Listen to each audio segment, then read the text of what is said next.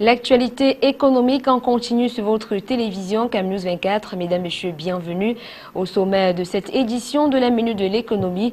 Le sucre camerounais au bord du gouffre. 60 000 tonnes de sucre invendus et stockés dans les magasins. C'est le bilan d'estimation dressé par la Société sucrière du Cameroun, atrocement touchée par la contrebande. Et puis l'Afrique se cherche, elle mue, elle prend des dispositions pour devenir un continent indépendant. Des efforts louables qui se heurtent tout de même à de nombreux obstacles. La rédaction de votre programme revient sur les nombreux défis que doit affronter le continent africain dans son processus vers le développement. Voilà pour la une. Une fois de plus, bienvenue à tous et merci de nous retrouver pour cette édition de la Minute de l'économie. Le Cameroun veut briller par ses pierres précieuses. Le gisement de diamants de Mobilon, situé dans la commune forestière de Yakounduma, dans la région de l'Est du Cameroun, sera entièrement réévalué en vue de la maîtrise des teneurs exactes. En effet, depuis 2010, le projet Mobilon est sujet à polémique suite aux révélations de la firme coréenne Seka Mining. Alors exploitant de la mine, cette firme avait été accusée d'avoir surévalué le potentiel de ce gisement diamantaire qu'elle considérait comme étant le plus important au monde. Surévaluation faite uniquement à des fins de spéculation boursière. C'est donc pour mettre fin à ces incertitudes que le ministre camerounais des Mines, Ernest Ngouaboubou, a déclenché la réévaluation du gisement de diamants de Mobilon qui devrait surtout permettre de s'accorder définitivement sur le potentiel réel de ce gisement. La Société sucrière du Cameroun va de plus en plus mal. Si rien n'est fait d'ici la fin du mois de mai, ces magasins de Bandjok et Cotin seront pleins de 60 000 tonnes de sucre invendus à cause de la contrebande originaire du Nigeria. Le stockage actuellement de 58 000 tonnes entraîne d'ores et déjà de sérieux préjudices en termes de troubles d'exploitation ainsi que de lourds frais financiers, de gardinage, d'emmagasinage et aussi de manutention. Depuis le début de l'année en cours, la Sosucam a livré sur le marché camerounais en moyenne 7 000 tonnes de sucre par mois au lieu des 12 000 à 13 000 tonnes habituellement fournies au cours des exercices précédents sur la même période. Résultat de la concurrence déloyale constituée d'importations frauduleuses et de la contrebande. Les volumes entrant illégalement du Nigeria sans droit de douane ni paiement de la TVA sur les ventes et ce malgré l'interdiction d'importation de l'État entrée en vigueur en 2013 ont entraîné une perte sèche pour le trésor public de plusieurs milliards de francs CFA. Selon les statistiques officielles, 5 000 tonnes de sucre entrent illégalement au Cameroun chaque mois pour un manque à gagner de quelques 550 millions de francs CFA de recettes fiscales. Dans leur croisade contre le phénomène, les services compétents du ministère du Commerce ont procédé le 27 avril dernier dans un entrepôt clandestin de Yaoundé à la saisie de 2000 sacs de 50 kg de sucre, soit une cargaison de 1000 tonnes provenant du Guatemala. C'est en Afrique centrale.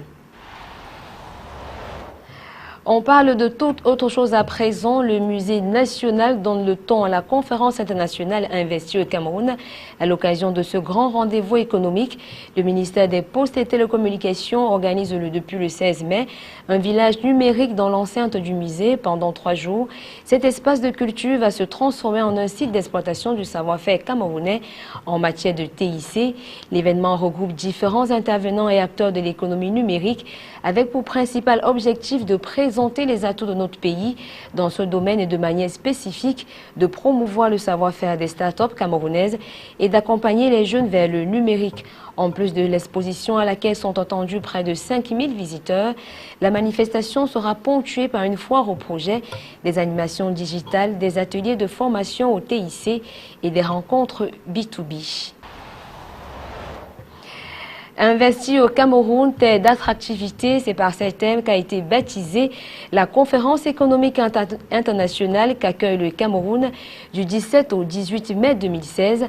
Le principal objectif de cette rencontre historique est de présenter les opportunités réelles que possède le pays aux investisseurs locaux et ainsi qu'internationaux.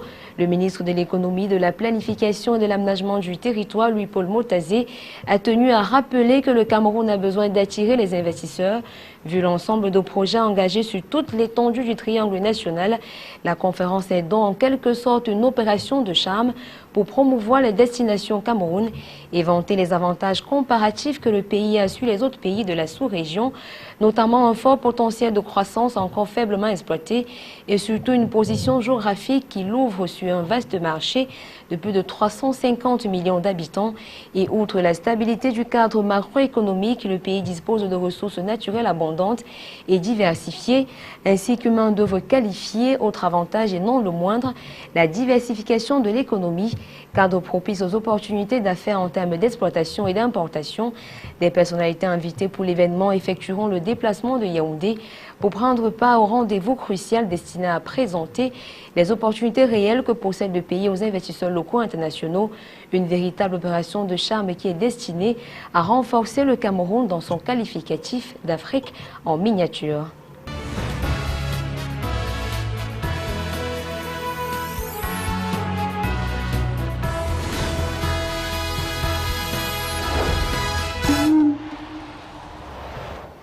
Actualité à l'étranger à présent, l'Afrique se cherche, elle mue, elle prend des dispositions pour devenir un continent indépendant.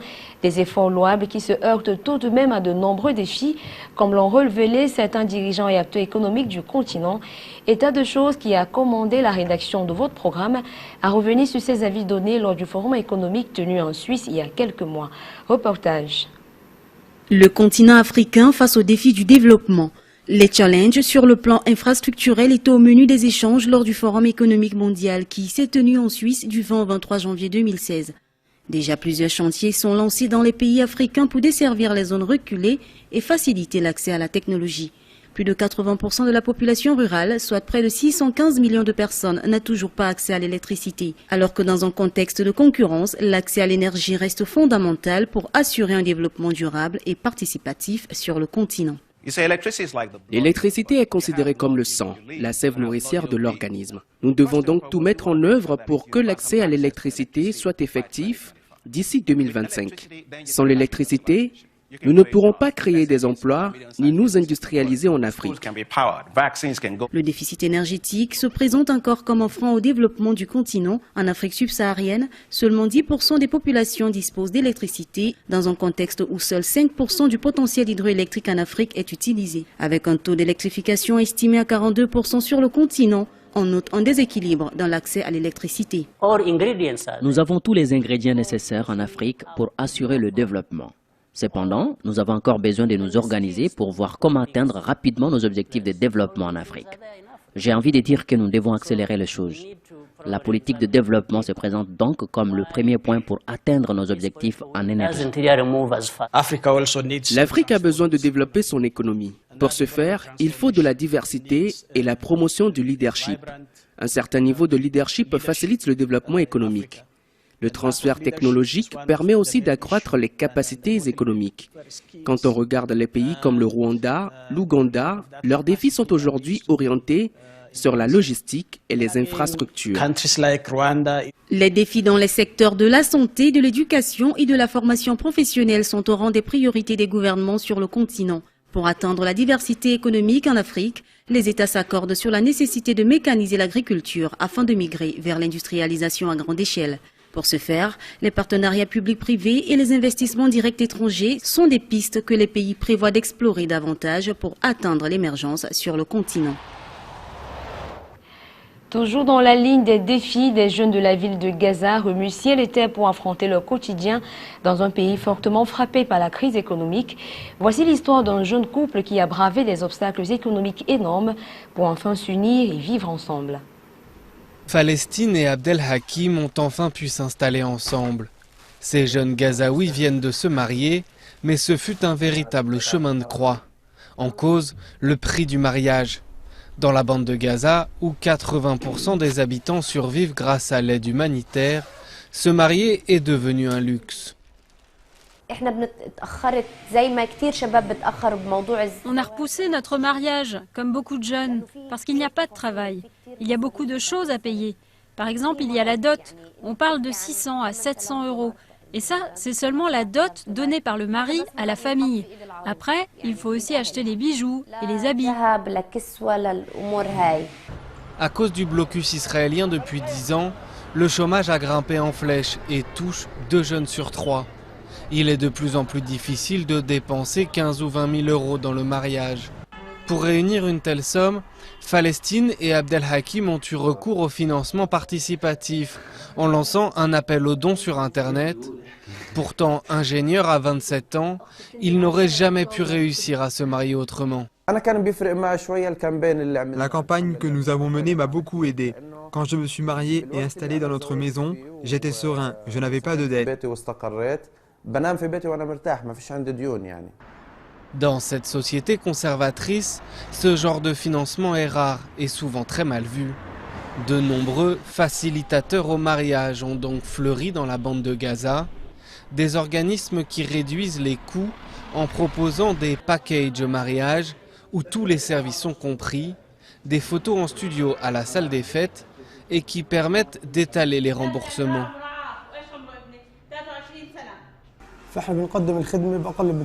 Nous proposons le même service pour moins cher. Par exemple, si le prix total du mariage est de 12 000 euros, nous, on le propose à 2 300 ou 2 400 euros. On prend une avance et le reste est payé petit à petit. Plus de 17 000 mariages ont été célébrés en 2015 à Gaza, mais les jeunes Gazaouis se marient de plus en plus tard. Et en 10 ans, le nombre de divorces a doublé. À présent, le chiffre du jour, il est de 58 000 tonnes. C'est la quantité de sucre invendue et stockée dans les magasins de la Sosukem. Voilà, mesdames, messieurs, c'est ici que prend fin cette autre édition de la Minute de l'économie. Mais avant de le clore définitivement, le rappel de ce qui a constitué le sommaire. Le sucre camerounais au bord du gouffre, 60 000 tonnes de sucre invendu et stocké dans les magasins. C'est le bilan d'estimation dressé par la Société sucrière du Cameroun, atrocement touchée par la contrebande. Et puis à l'étranger, l'Afrique se cherche, elle mue, elle prend des dispositions pour devenir un continent indépendant. Des efforts louables qui se heurtent tout de même à de nombreux obstacles. La rédaction de votre programme est revenue sur ces nombreux défis que doit affronter le continent africain dans son processus vers le développement. Merci de votre attention et surtout merci de rester fidèle au programme de votre télévision Camus 24 qui se poursuivent. Au revoir.